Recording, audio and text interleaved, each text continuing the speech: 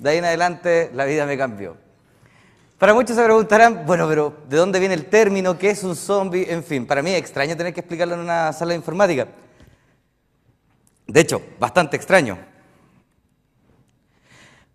Un zombie es una figura legendaria propia del culto vudú haitiano. Se trata de un muerto resucitado por medios mágicos, un hechicero convertido en esclavo, obviamente, con la creencia, un Hugan, un Bakuro, un hechicero, en fin. La idea es que los haitianos, con una creencia que viene de África, se exportó de África, que era un culto que se le rendía a un dios, al dios celoso llamado Changó, tomaron la idea de que hay gente que trabaja para otras personas sin pensar.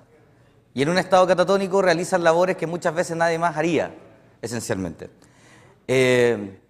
Puntualmente esta creencia o a estos magos se les llamó Hugans, Bokur en África, o hechicero vudú para la versión popular, porque nadie creo que aquí se sepa el nombre de un Hugan. Y coloquialmente, en el sentido figurado, representa tal cual lo que es. La palabra incluso está presente en casi toda la zona litoral de África tiene diferentes fonéticas, pero al final todo se resume como un zombie, que en el rigor de la palabra se traduce como un resucitado. El arquetipo de este personaje, ¿y por qué quiero entrar con esta idea de los arquetipos? Porque les voy a explicar a continuación algunas cosas interesantes que les voy a mostrar. Es la opresión. Antes del zombie moderno que ustedes conocen en películas de terror, como esa gran masa que ataca y que es apocalíptica, la creencia original era que estos brujos tenían sirvientes dominados, y que estos sirvientes hacían labores puntuales para él, que eran como las veces lo que tienen hoy día el narcotráfico cuando habla de un sicario. Por ende, cuando se hablaba de esto, se contaba a través de la tradición oral, lo que se trataba de expresar era el sentido de opresión. Consideren que Haití, desde su colonización hasta su liberación y después su posterior intento de educación, o de libertad de educación, ha sido sometida por dictadores que han dejado al país, obviamente, en situación bastante deplorable económicamente y también culturalmente. Por ende, cuando los padres a hijos o padres, en fin, la familia empieza a transmitir el sentido de la opresión, lo que usa generalmente es el término para referirse al personaje oprimido. Es un término que nace en la cultura social a través de su explicación religiosa, su cosmogonía. Puntualmente, esto está en todo. No existe un lenguaje sin religión, no existe una cultura sin religión. Nosotros ocupamos muchos términos que pertenecen al mundo de la religión, por más ateo que uno sea. Y en ese sentido, uno tiene que entender que la única forma en que antes de la ciencia explicábamos el comportamiento de la naturaleza o lo que vivíamos día a día era con terminología mitológica. El zombie nace como la explicación para la opresión, para el ser que está dominado por alguien que ejerce un nivel bastante fuerte. No es un término esencialmente haitiano. En otras partes del mundo existen zombies, como ustedes lo conocen, pero bajo otro criterio y hablan de lo mismo, hablan de opresión. En el caso del tema del judaísmo, se habla del golem, que si bien es un héroe, para muchos, si trabaja, cumple una función, hace algo y se retira, a través de un símbolo de la cábala que se le hace en la frente. El yanshi, que hoy por hoy, producto del cine japonés, se asocia a vampiros, pero en realidad la versión original del yanshi es un zombie. Un tipo que moría de manera violenta porque algún shogunato durante el Edo tenía que cobrar alguna deuda y el personaje era asesinado injustamente, quedaba su cuerpo en vida dando vueltas hasta cumplir una tarea. El Drow, que es la versión escandinava, la versión germánica, que también son zombies, son guerreros que vuelven a la vida y que no pueden llegar al Valhalla. El Dibuk, en fin, que es otra versión judaica, que también tiene que ver con personajes que vuelven a la vida después de muertos, etcétera. Puedo seguir nombrando, de verdad, entre África y Latinoamérica, incluso aquí, nosotros tenemos en la cultura chilena de estos personajes. ¿Cómo sabemos de la existencia de esto? ¿O cómo se masificó esto? En 1697 se publica la primera novela que compila los relatos de un personaje, de un viajero, que llega a Haití y trata de entender un poco la religión que hasta el momento nadie había querido entender. La iglesia cristiana llegó con el palo a perseguir a la gente que creía en otras personas, y a diferencia del sincretismo que ocurre en Europa, donde los celtas, donde otras culturas terminan fusionándose con la cristiandad, en el caso de Haití no ocurrió eso. En el caso de Haití fue o crees o crees. Puntualmente, de este relato, cuando se hablaba que por las noches habían estos personajes que salían a la calle a cumplir las tareas oscuras que realizaban en los Hugan, un escritor decidió contar la historia y se le llamó El zombie del Gran Perú. Y esta es la primera novela que habla del término y causó gran impacto en su momento. Ahora, suena extraño que yo hable del Gran Perú, siendo que estoy hablando de Haití, estoy hablando de una zona centroamericana. En realidad no ocurre nada en Perú. El nombre de la plantación, el relato, hace referencia al país, pero sigue siendo Centroamérica. En este relato se plantea la base de lo que va a ser lo que nosotros conocemos como la cultura zombística. Y es verdad, se le dicen así. Esencialmente hay un villano, una mente maestra, es un brujo. El brujo, aunque le paguen, tiene sus propios intereses, le reza a una deidad particular que se las voy a presentar y realiza labores para la gente que se acerque y le pide que realice favores. Esta persona no me ama, necesito que aprenda a amarme o me tema para que vuelva conmigo. Algo lo que pasa más o menos con los brujos de Estación Central en esta zona, lo mismo. Talagante está lleno también. Este tipo me debe dinero, mándale un zombie. En fin, todo relato, como partí diciendo, parte de una realidad. Les voy a explicar luego cómo es esto, cómo ocurre esto. El primer dato que empieza a confirmar que el origen de este mito está en 1937, cuando la folclorista estadounidense Zora Neale Hurston conoció el caso de Felicia Felix Mentor. Esta no es Felicia Felix Mentor, esta es la folclorista, de una mujer que falleció pero se le siguió viendo viva durante 30 años y que habían canciones en torno a ella. Ahí hablaba de que se le usaba drogas o se le inculcaba o se le consumía drogas como si fuera un rito chamánico para convertir a estas personas en un estado catatónico, mantenerlas drogadas de por vida. Como las mantenían drogadas de por vida para cumplir estas funciones, las familias los daban por muertas. Interesante. Un estudioso después, mucho más adelante, ya en el siglo XX, iría justamente a buscar información al respecto y descubrió que existen plantas de nombre tan largo como una página de GeoCity, que en el fondo hacen referencia a un polvo que al consumirlo mantiene a las personas en un estado de vigilia y de carencia de voluntad completamente. Uno puede decir, esto parece fantástico. No, los rusos han experimentado con eso en la Segunda Guerra Mundial, siguen experimentando en algún momento. En algún momento la CIA también experimentó con eso, jugó con el LSD para buscar en ese camino. Y también, como dato freak, no sé si les interesa, existen hormigas zombies. Hay un hongo que libera cierta espora que mantiene y le quita la voluntad a la hormiga y hace que la hormiga se vuelva errática y salga de su grupo hasta encontrar un lugar donde la espora sienta cierto nivel de calor para poder asentarse. El insecto se queda ahí, muere, se deja morir y la espora empieza a florecer. Ese tipo de hormiga que se da en Japón y en Asia es la hormiga zombie.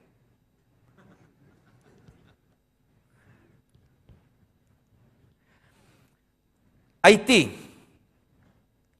La historia social de este país nace de esta cultura y la creencia y la violencia del tema zombie es fuertísima. Ahora van a entender por qué ocupamos este símbolo como cuando hablamos de opresión. El libertador de Haití era un Hugan. Fue un hombre joven de 16 años que presenció un ritual Hugan, donde descubrió cómo al asesinar una gallina, cantarle a una mujer, esto todo ocurre bajo una cascada donde se realiza el rito sexual más famoso, uno de los ritos sexuales más famosos del mundo, donde asiste todo el pueblo bajo la cascada durante un par de horas a frotarse entre ellos. Nice. En ese lugar, este tipo descubre que tiene Haití su propia cultura, una cultura exportada pero que es propia. Y que la única forma de levantarla contra el colonialismo francés es, esencialmente, levantar esa fe. A los 16 años, este chico se mete a estudiar brujería, vudú, y termina liderando la mayor revolución que permite la liberación de Haití. Desde ahí en adelante, el símbolo de los oprimidos, para ellos, era el relato del zombi. Pero para lo que uno puede pensar, pensemos que es un país bastante pobre, con unos recursos limitados, uno podría decir, ahí está todo bien, pero no. Obviamente, cuando un país se libera, entra dentro del naipe de lo que tiene que ser la política internacional de los imperios más grandes que tienen que ver con el tráfico, con el tráfico de mercadería, con la industria, en fin. Y obviamente dineros extranjeros empezaron a invertir en Haití y eso generó cierto nivel de ambición, se compraron personajes que iban a llegar a la presidencia, en fin. Nunca tuvieron un presidente en un periodo bastante importante de su vida que de verdad se preocupara del pueblo. El resto se hacían ricos y la violencia con el pueblo era fuertísima. Incluso, hasta 1956, el último presidente reprimía la existencia de la creencia de los Hugan porque sabían que ahí estaba la posible revolución nuevamente. Hasta que llegó el hombre más violento que ha estado en Haití. Lo conocen como Papa Doc y se llama François Duvalier. Desde 1957 hasta el 71, que no significa que haya dejado el cargo, sino que murió y dejó a su hijo, que es peor. Este hombre levantó al pueblo a través de consignas de fe, igual que el primer libertador del país. Él se definió como un Hugan, publicaba artículos llamando a los Hugan a tomar a sus tropas, ya les decían tropas, y liberarse del yugo de la inversión inglesa norteamericana en la zona. Lo logró. En el 57 se hace del poder. Y lo primero que hace es fundar una policía particular que se llama Voluntarios para la Seguridad Nacional. Y acá estos voluntarios están dirigidos todos por brujos. Todos son brujos. De hecho, el brazo derecho, que es el ministro del Interior, era el mayor Hugan de Haití. Y la gente, como ya no podía ocupar el término zombie, porque era parte del oficialismo del país, empezó a ocupar el término Tontún Makut.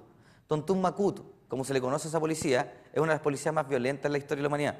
Los Tontún Makut son policías brujos que no tenían sueldo, se lo tenían que hacer extorsionando, se lo tenían que hacer cobrándole a la gente por los servicios de policía nacional. Por ende, comprenderán que el nivel de corrupción fue bastante grande y el nivel de violencia fue más aún porque estaban validados por religión. Tontún Makut, para la traducción más cercana, es lo que nosotros conocemos como el viejo del saco. No es el nombre oficial, es así le decía el pueblo. El pueblo le contaba historias de terror a los niños, hablándole de los Tontún Makut. ¿Qué hacían los Tontún Makut? Hacían grandes rituales públicos donde aleccionaban a la gente y se los dedicaban al varón Samedi. El varón Samedi es el dios del Hugan, es el padre de los zombies. Ese hombre que están ahí, que ven en esa imagen, es una recreación del varón Samedi. Samedi significa sábado. El varón sábado es un dios, un Loa. Él es el hombre que está en el cruce entre los vivos y los muertos. Él decide quién se vuelve como zombie y quién no. Es un dios que fuma, toma ron siempre, se viste muy bien. De hecho, su canción de rezo dice, soy un dios muy guapo. Podemos discutir el punto, si quieren.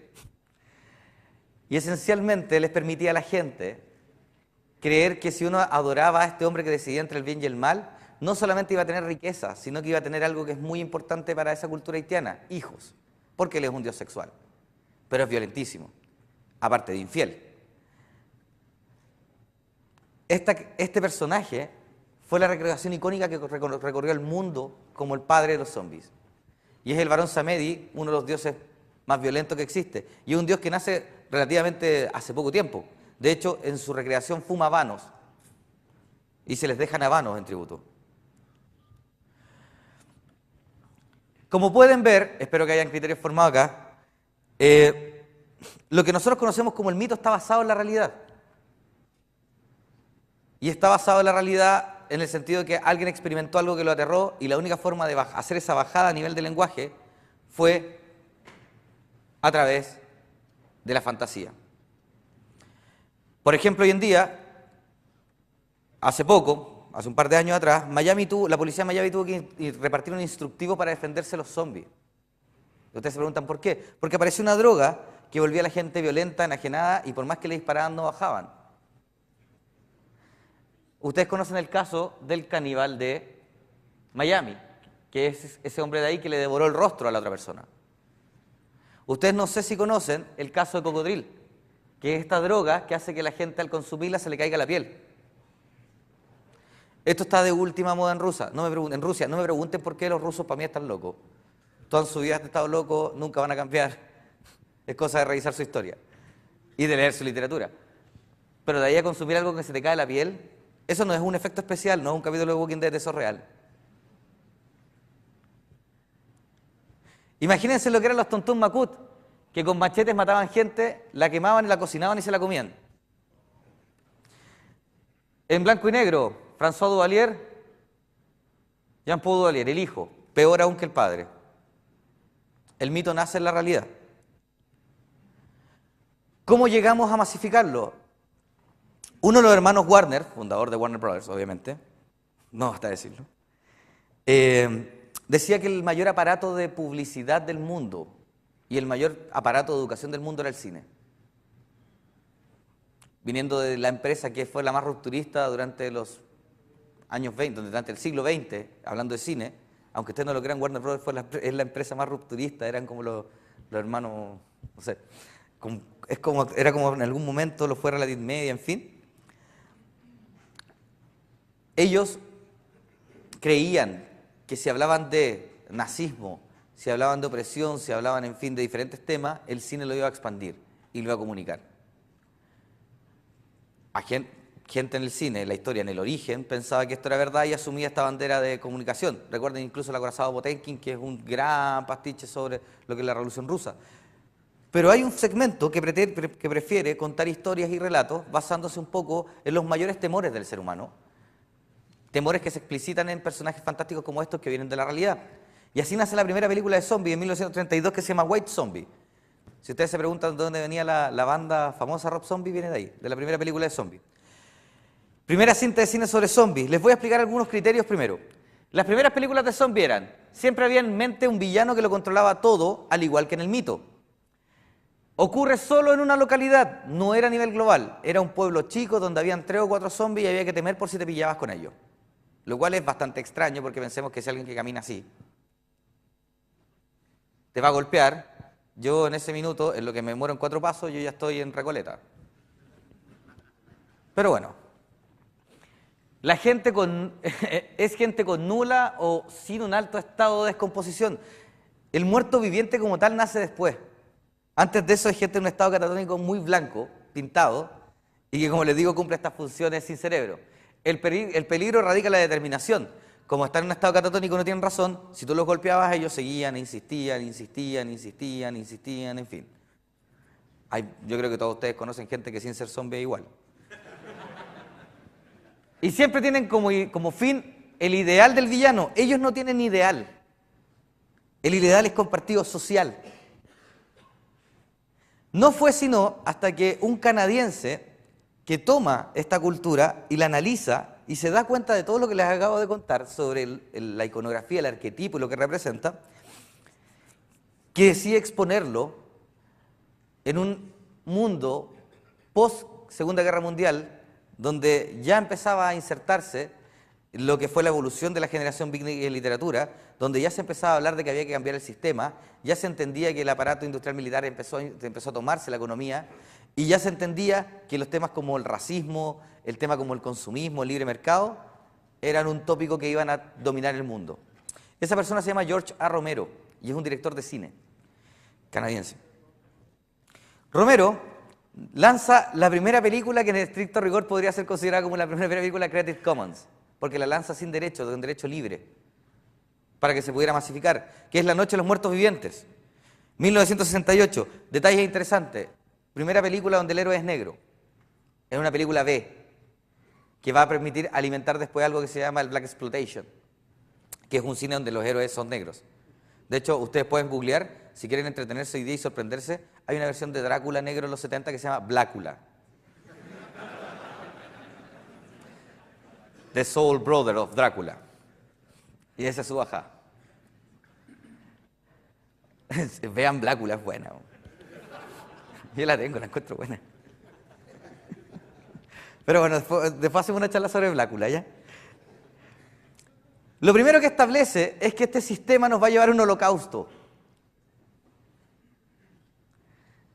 De aquí en adelante nace el zombie moderno. Ustedes ya no, la última película se hizo en 1956 sobre zombies como los hablé de la primera etapa. La segunda etapa ya son lo que ustedes conocen, holocausto.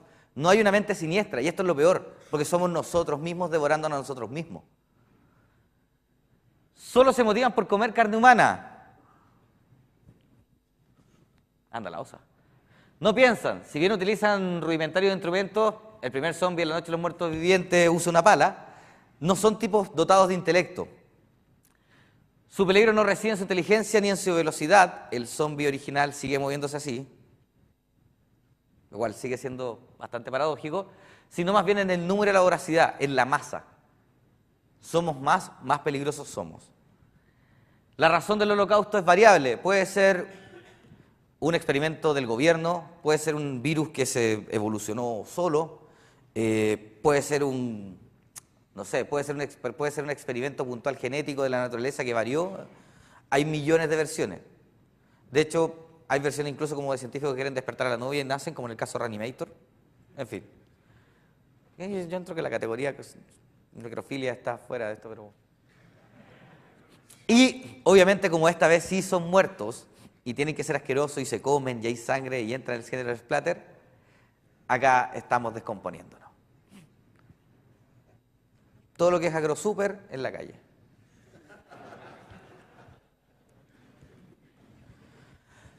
La siguiente renovación vino hace poco, en el 2006, con una película inglesa que retomó el género y lo volvió a reponer en el mercado. Un paréntesis pequeño. La primera película Romero es en blanco y negro, gratuita, se puede ver, se puede exhibir, no hay que pagarle derecho a nadie. El tipo era un socialista de primera. La segunda película, con financiamiento italiano, porque en Estados Unidos obviamente no le iban a financiar la película, él decide hacer lo que se conoce como El Amanecer de los Muertos Vivientes, que es una obra maestra de la historia del cine de terror y es una obra maestra de la historia del cine de zombies. ¿Por qué? Porque es la primera que establece el libre mercado como enemigo definitivo. Hay un holocausto zombie, la gente huye y para refugiarse, ¿ahí dónde se refugian? En un mall. ¿El sueño holocáustico de Holmes Polman?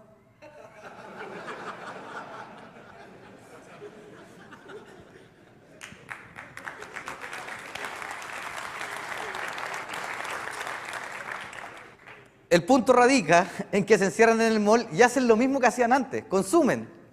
El problema es no dejar que los otros zombies, los pobres, no entren al mall.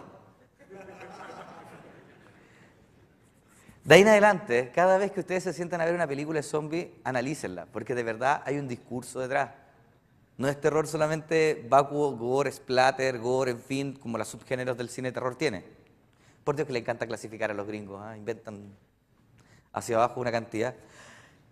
Es una película con texto. La última gran película con texto que volvió a renovar el mercado fue 28 días después. Una película inglesa escrita por un gran personaje llamado Alex Garland y dirigida por Danny Boyle, el director de Trainspotting. Fue una de las primeras películas grabadas completamente en digital porque necesitaban generar cierto paso entre los frames, que en el 35 hubiese perdido cierta naturalidad. Y es porque la primera instancia, lo primero que hace Alex Garland es fusionar un texto de Richard Matheson, un gran escritor de ciencia ficción que lo recomiendo fehacientemente, el hombre detrás de Soy Leyenda.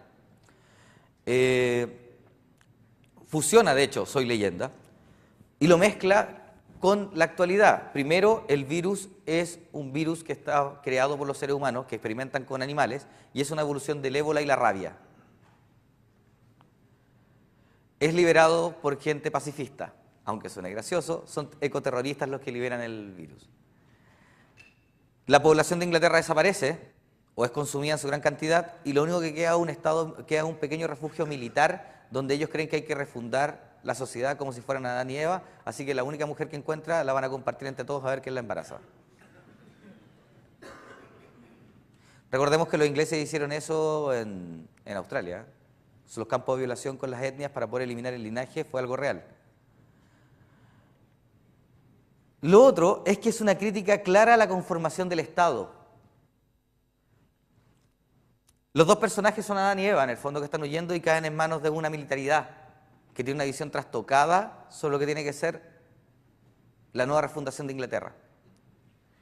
Y si ustedes la miran y empiezan a apreciarla, la película está tan llena de detalles como incluso colocar el icono más famoso de Inglaterra como a nivel personal, de ego de Inglaterra, que es Diana la Cazadora, por Albión, la simbología, en fin.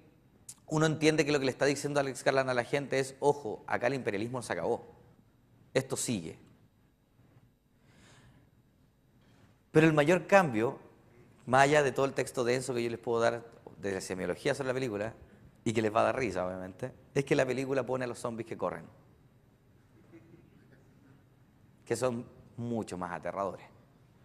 De hecho, todos los personajes que se visten de zombies en esa película son atletas, seleccionados para la película.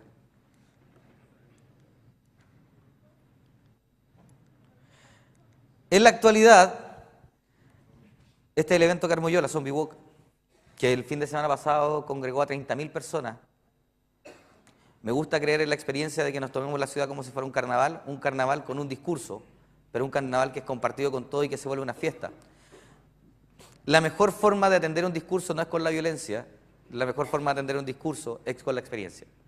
Y si uno toma Plaza Italia, baja por la Alameda, la vena central de esta ciudad, desciende por Nataniel y llega a un parque donde les ponemos música, compartimos, hablamos en familia, créanme, por mucho que haya sangre, no hay ningún disturbio, no tuvimos ningún destrozo, la gente se comporta de manera natural, tranquila y se va, incluso dejan el parque limpio.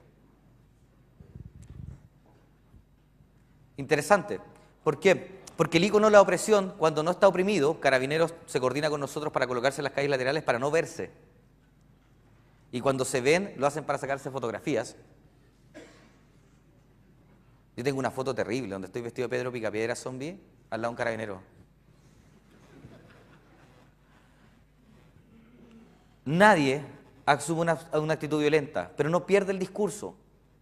Aparecen carteles, siguen hablando de opresión, siguen hablando de lo que les parece culturalmente, como en televisión no hay cerebros, no comemos animadores. No, pasamos por la Moneda y siempre alguien se pone ahí con un cartel desvíese, aquí no hay nada. Y ojo, no está preparado, la gente se coordina sola para eso. De hecho, para la Zombie Walk tiene un ritual. Siempre que pasamos por Santa Lucía aparece Jesús. Hay un tipo arriba, en la parte donde está la entrada, lo que sería como la terraza Lautaro. Y hay un tipo que se viste de Jesús todos los años y nos espera ahí. Entonces la gente lo saluda porque Jesús fue el primer zombie. Se levantó después de 3 días.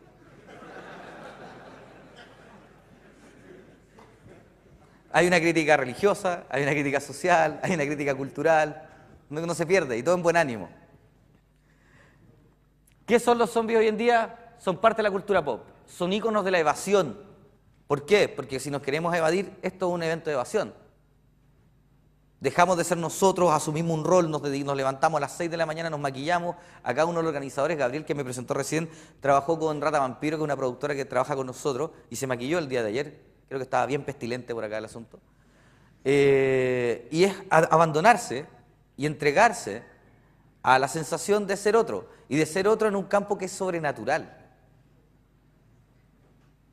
Miren qué entretenido asumir ese cargo. Es algo como que nunca podría hacer uno cuando niño, solamente cuando se colocaba la capa de Superman, y que lamentablemente cuando uno crece se da cuenta que no existe Superman. Bueno, acá uno puede ser por esa instancia. El podrido ahí con los dientes chuecos soy yo, ¿eh?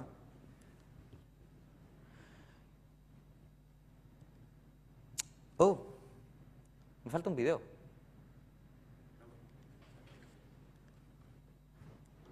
Ahí está. Vamos a ver si... Esto es de Walkie Talkie. No sé si ustedes lo conocen. 42 frases de esto, 42 frases de esto, 47 frases de eso. A mí me gustaría ver 42 frases en la reunión de pauta de 42 frases. Pago por ver eso. Si hay alguien de Walkie Talkie aquí, por favor, que lo haga. Yo quiero ver eso. Veamos si corre y pueden tener una experiencia de lo que es el comportamiento de la gente en la Zombie Walk.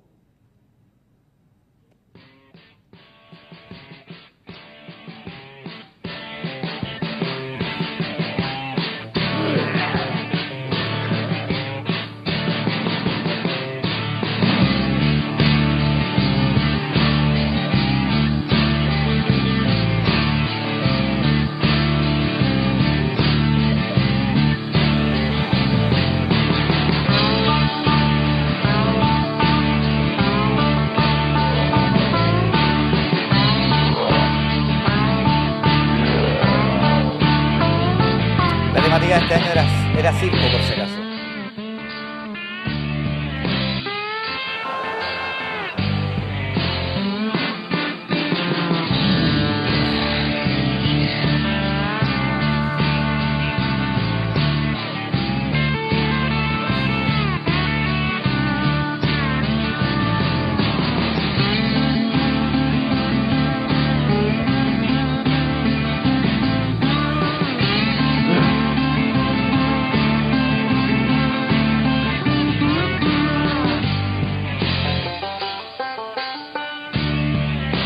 baberos al fondo.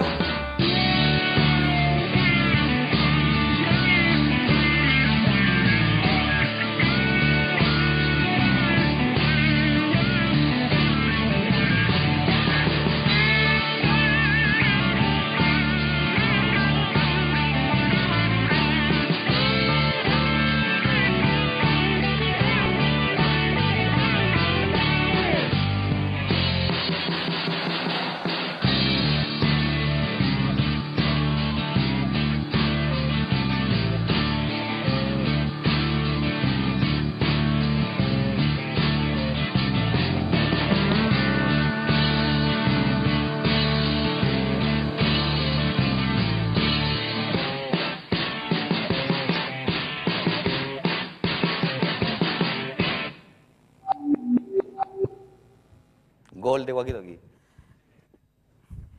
Como pueden ver, uno asume un rol que es terrorífico, pero que no pierde el icono, no pierde el arquetipo, uno no deja de pensar en quién no es, lo pasa bien todo, pero está presente. Antaño las culturas politeístas o panteístas tenían esta creencia, por eso teníamos carnavales. Carnavales venía de la palabra, es la conjunción de dos palabras que se llama levantamiento de la carne, tenía que ver con vaciar a las cenas en el fondo, porque la comida ya se iba a empezar a poner mal y había que empezar con la recolección de la nueva temporada. Por eso generalmente es en etapas estivales, porque hay que empezar a trabajar para la otra temporada, por eso el carnaval de Río de Janeiro, en fin. De hecho, el Día de los Enamorados marca eso. En el calendario romano se llama Lupercalia, que tiene también que ver con el origen del hombre lobo. Como pueden ver, todos los mitos tienen una realidad. Todos los personajes de terror que ustedes tienen son una realidad, y cada uno de ellos es una representación abstracta de lo que pasa en el mundo, de lo que pasa en la sociedad circundante, actualizado y asumido de esa manera. Quizás no lo verbalizamos, pero lo tenemos ahí, en el inconsciente, como dice Jung. Por ende, cuando alguien me invita a hablar con informáticos sobre zombies, espero que claramente sea con la necesidad de crear cosas nuevas que no nos haga hacer o usar la internet como quieren que la ocupemos, o que ocupemos la tecnología como la gente dicta que ocupemos, sino que experimentemos, rompamos un poco y busquemos alguna forma de trabajar o crear cosas rompiendo paradigmas. 30.000 personas en la calle disfrazadas de un paradigma, no se pueden hacer la gente piensa, o la intendencia piensa que no se pueden hacer marcha con gente sin pensar en destrozos. Se puede comprobar que es distinto.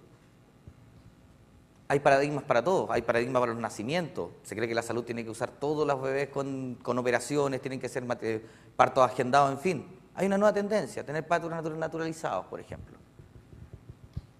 Las cosas cambian, vamos y pendulamos de un lado a otro. Lo único importante es que no perdamos los arquetipos, no perdamos lo que representan, porque a la hora de crear, si creamos pensando en ellos, obviamente el fin último que tengamos va a ser mucho más claro cuando tengamos que explicitárselo a la gente. Muchas gracias.